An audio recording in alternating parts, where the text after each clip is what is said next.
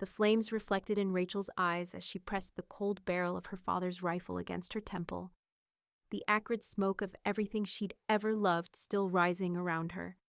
"I ain't afraid to die," she whispered to the stranger who'd found her in the ashes. The cowboy's weathered hands were steady as he wrapped his coat around her trembling shoulders, his voice barely audible above the wind.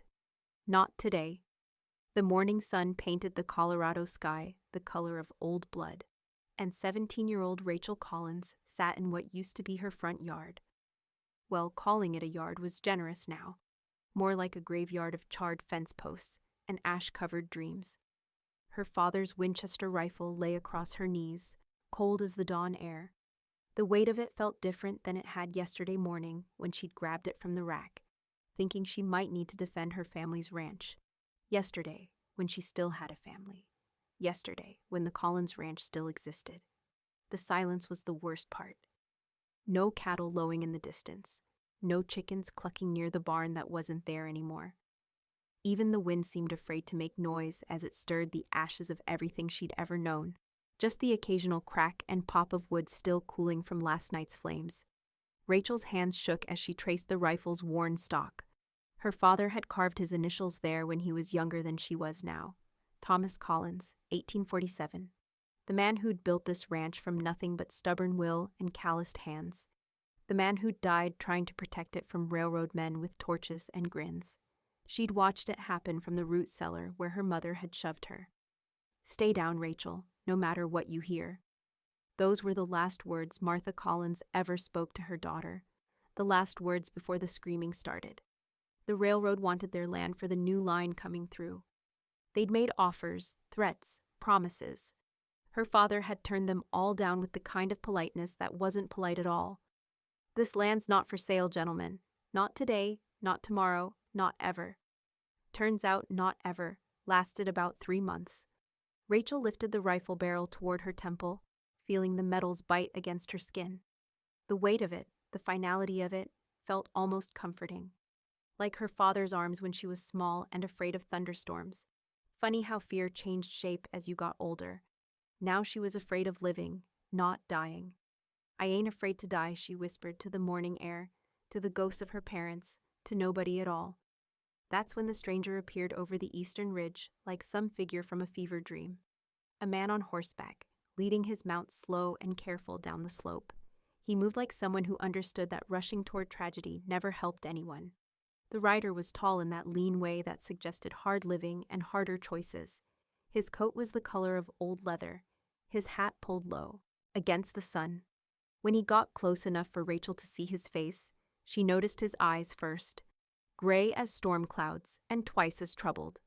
He stopped his horse about 10 paces away, close enough to talk, far enough to run if the girl with the rifle decided visitors weren't welcome. "Morning, miss." His voice was rough as gravel, soft as Sunday prayers. Rachel kept the rifle where it was. "Morning yourself? You with the railroad?" "No, ma'am, just passing through." He dismounted slow, hands visible, movements telegraphed like a man who'd faced down plenty of scared people with weapons. "Saw the smoke from miles off. Came to see if anyone needed help." "Help?" Rachel's laugh was bitter as burnt coffee. "Look around, mister. What kind of help you figure this situation needs?" The stranger's weathered hands moved careful as he pulled his coat off his shoulders.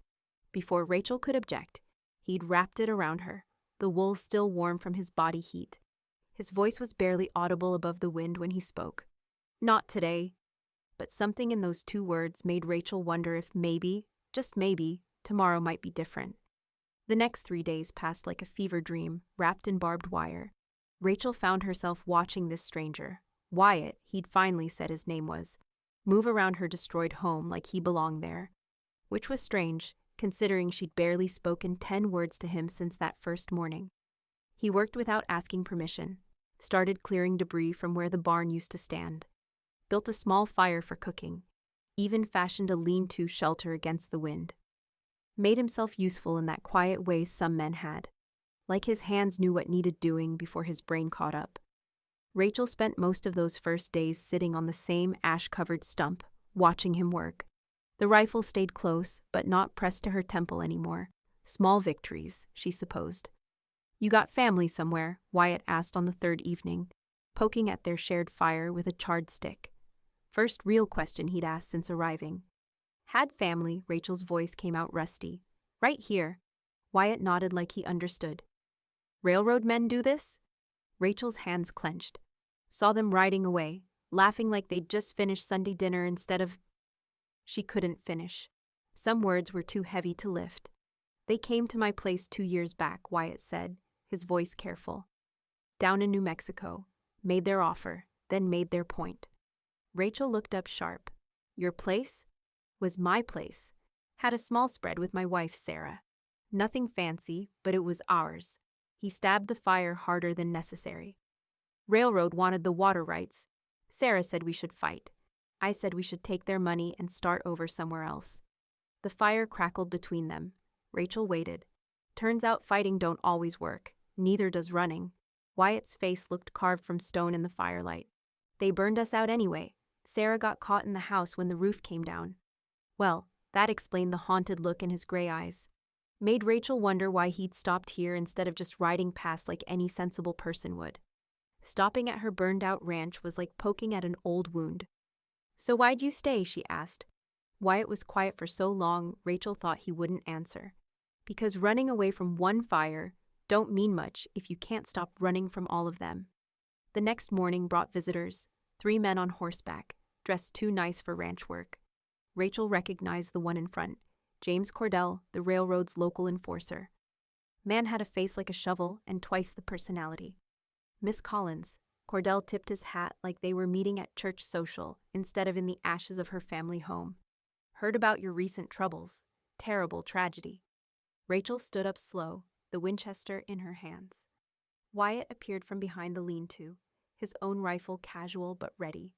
Funny how quickly she'd gotten used to having backup.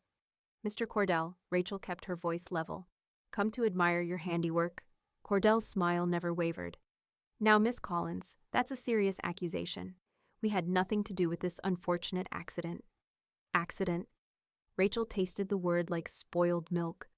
That what you're calling it? Fires happen, especially to folks who aren't careful about maintaining their property. Cordell's eyes flicked to Wyatt. Don't believe we've met, friend. Wyatt James, no handshake offered. Just helping Miss Collins get back on her feet. How neighborly. Cordell's tone suggested he found neighborliness about as appealing as a rattlesnake in his bedroll. Though I'm afraid there's not much point in rebuilding here. Railroad's coming through regardless. Eminent domain, you understand. Rachel felt her finger tighten on the trigger. This is my land. Was your land, Miss Collins. Your father died without settling his debts. Bank's foreclosing next week. Cordell pulled a folded paper from his coat. Course, the railroad's prepared to make a generous offer for the property. Cash money. Enough for a young lady to start fresh somewhere else. The paper fluttered in the morning breeze. Rachel stared at it like it might bite her. How generous? Wyatt asked quiet. $500, Cordell smiled wider. More than fair for burned rangeland. Rachel's laugh came out sharp. My father built this ranch with his bare hands. Fought Indians, drought and winter that'd freeze the devil himself. You think $500 covers that? I think $500 beats starving to death on land you can't afford to keep. Cordell's politeness was wearing thin. This is a one-time offer, Miss Collins. We won't be so generous next month. After they rode away, Rachel and Wyatt stood in the settling dust. The foreclosure notice lay where Cordell had dropped it. Edges, already curling in the wind. $500, Rachel said finally. Generous of them. Wyatt's voice was dry as old leather. Generous. Rachel kicked at the paper. My father's prize bull was worth more than that. But the arithmetic was simple enough. No ranch meant no income. No income meant no way to fight the bank or the railroad. No way to rebuild. No way to stay. That evening, Rachel found herself really talking to Wyatt for the first time. Not just exchanging necessary words, but actually talking. About her parents. About the ranch before the fire. About plans her father had made that would never happen now. Wyatt listened without trying to fix anything. Just listened. Rare quality in a man, Rachel figured. What was your wife like? She asked when her own stories ran dry. Wyatt smiled, the first real smile she'd seen from him. Stubborn as a mule and twice as smart. Used to say I had the sense God gave a fence post, but she married me anyway. She sound like she had good taste. Terrible taste, but good heart. His smile faded. She'd have liked you, both too stubborn to know when you're beat. Rachel poked at the fire. Maybe being beat ain't the worst thing. Maybe it's just knowing when to stop fighting altogether. That what you're thinking about? Stopping. Rachel was quiet. Truth was, she didn't know what she was thinking anymore. The rifle felt heavier each day, but so did the idea of walking away from everything her family had built. Cordell will be back, she said finally. Probably. With more men next time. Most likely. Rachel looked across the firelight at this stranger who'd become the only constant thing in her shattered world. You planning to stick around for that conversation? Wyatt met her eyes steady. Depends. You planning to have it standing up or lying down? The question hung between them like smoke. Rachel knew he wasn't just talking about facing down railroad men. He was asking if she planned to keep fighting or give up altogether. Tomorrow would bring more choices. Tonight brought something she hadn't felt since before the fire. Hope. Cordell returned exactly 1 week later. This time he brought 8 men instead of 3. Rachel counted them from behind the half-built wall Wyatt had been working on all morning. 8 men meant business. 8 men meant they were done, being polite. Miss Collins, Cordell's voice carried across the clearing, like a church bell, calling sinners to judgment. Time's up. You ready to be reasonable? Rachel stepped out from behind the wall, Winchester in hand. Wyatt appeared beside her, his own rifle resting easy in the crook of his arm. Funny how natural it felt. Having someone stand with her instead of behind her. Reasonable, Rachel called back. That what you call burning folks out of their homes? I call it progress, Miss Collins. Railroads coming through whether you're here or not. Cordell gestured to his men. They spread out in a loose semicircle, hands resting on gun butts. Professional intimidation. Question is whether you leave rich or leave dead. The morning wind picked up, stirring ash that had settled over the past week. Rachel felt it grit between her teeth. Tasted like everything she'd lost and everything she might still lose. Counteroffer, Wyatt said, his voice carrying that same quiet authority Rachel had noticed that first morning. You boys turn around and ride back where you came from. We'll pretend this conversation never happened. Cordell laughed, but it sounded forced. You're outnumbered 8-2, friend. Those ain't winning odds. Depends what you're counting. Wyatt shifted slightly, and Rachel caught movement behind the ruins of the old barn. Then more movement near what used to be the chicken coop. Well, I'll be damned. Rachel felt a grin tug at the corner of her mouth. Old Pete Simmons emerged from behind the barn ruins, Ancient Sharp's rifle in his gnarled hands. He'd worked for Rachel's father for 15 years before his arthritis got too bad for regular ranch work. Behind him came Maria Santos from the neighboring spread, her husband's Henry repeater looking comfortable against her shoulder. Then came Doc Henderson from town, still wearing his medical bag, but carrying a shotgun like he knew which end was which. The banker's son, Tommy Morrison. Even crazy old Ezra Walsh, who mostly kept to himself up in the hills but apparently drew the line at railroad thugs. 7 people total. Not exactly an army, but enough to make Cordell's men start looking nervous. Funny thing about progress, Rachel said, stepping forward. Sometimes it runs into folks who remember what came before. Cordell's face had gone red as fresh blood. This is private business between the railroad and Miss Collins. Nothing private about burning families in their beds. Doc Henderson's voice was steady as his hands during surgery. Nothing private about terrorizing decent folks. Maria Santos spat in the dust. My husband fought Apaches to build his ranch. You think he's afraid of railroad dogs? The silence stretched tight as a bowstring. Rachel could practically hear Cordell calculating odds, weighing profit against potential loss.